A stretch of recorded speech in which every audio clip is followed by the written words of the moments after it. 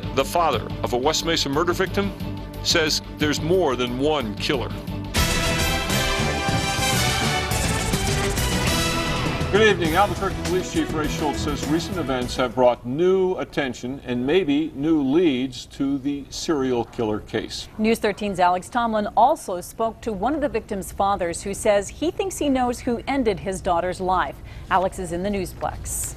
Dick, Diane, it's been 2.5 years since the first bone was discovered, but police still haven't made any arrest or even named a suspect for that matter. But the family of one victim isn't hesitating to say who the killer is. I think Lorenzo Montoya was involved in the West Mesa murders. Lorenzo Montoya, sources have said he's one of the guys police are looking at.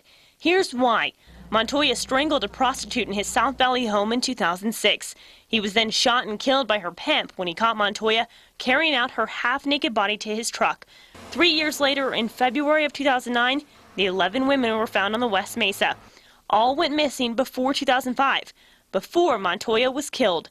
Michelle Valdez was one of those missing prostitutes. Today, her father told me he thinks Montoya wasn't acting alone. I don't think he was the mastermind.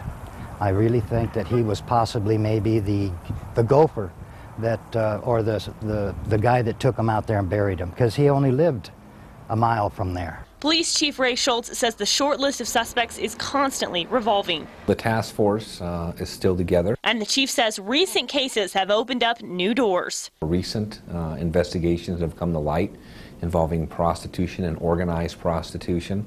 Obviously, those types of cases bring now new lists of Johns.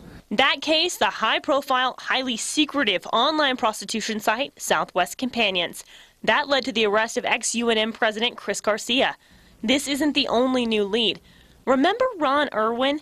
Albuquerque police raided the photographer's Joplin, Missouri home and business a year ago, confiscating thousands of pictures.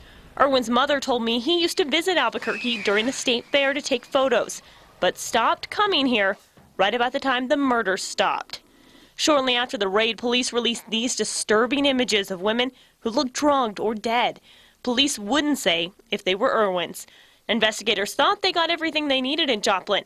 Then in May, a tornado ripped through the city of 50,000, uncovering something that had Joplin police quickly calling APD. They had found some suspicious items, not necessarily connected to Irwin, but they wanted to know if this could somehow be related to our case. The items were bones, but the chief says they don't believe they're related to the West Mesa murders.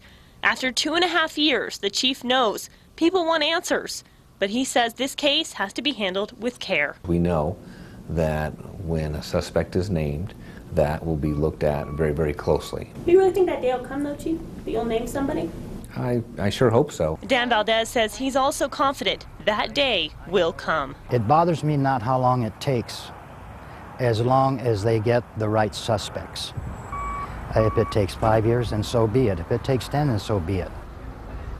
Valdez says he does find some solace in Montoya's murder. He says justice comes to everyone in the end when they meet their maker. Diane? All right, Alex, a little more on Lorenzo Montoya. He was caught picking up prostitutes on Central 3 times. At one point, police followed him and caught him raping and strangling the woman in his truck. But for some reason, that 1999 case was dismissed.